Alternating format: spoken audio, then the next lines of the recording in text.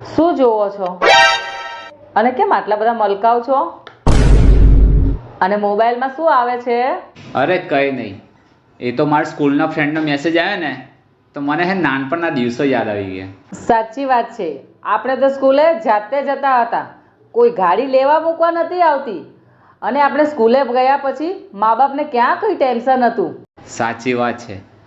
આપણે પાસ થઈએ કે ફેલ એ જ આપણને ખબર હતી. અને કેટલા ટકા આવશે ને એ ટકાથી આપણને ભવિષ્યમાં શું ફાયદો થશે એ ક્યાં ખબર હતી.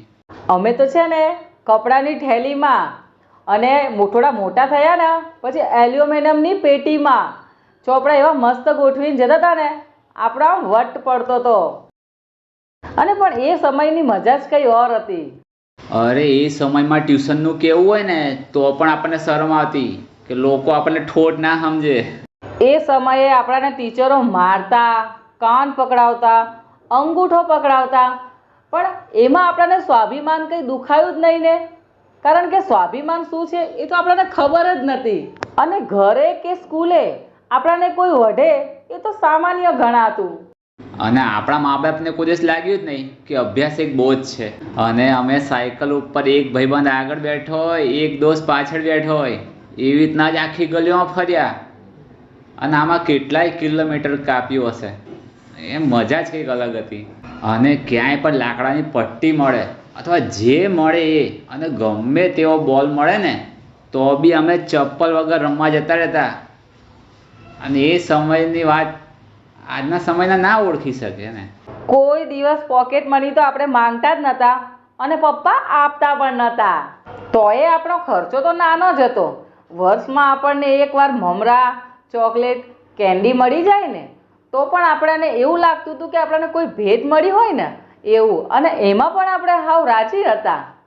આજકાલના છોકરાઓને તો કેટલા મોંઘા બોમ્બ અપાવે. અને અમે લોકો તો જે લવિંગિયાની લૂમ આવે ને એમાંથી પણ એક એક ફોડતા હતા તોય અમને શરમ નથી આવતી.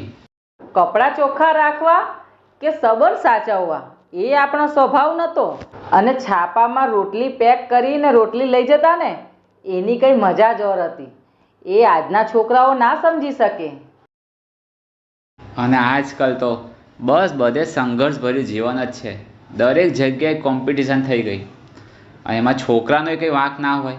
અને સાચું કહું, એ સમયે જે માતા પિતાનો જે સંસ્કાર હોય ને એ આપણને જિંદગીમાં હંમેશા આગળ વધવાની પ્રેરણા આપે. આપણે સારા હતા કે ખરાબ એ ખબર નથી, પણ આપણો સમય આપણો જ હતો. અને એ જમાનાની વાત આજકાલના જમાનાવાળા નહીં અનુભવી શકે.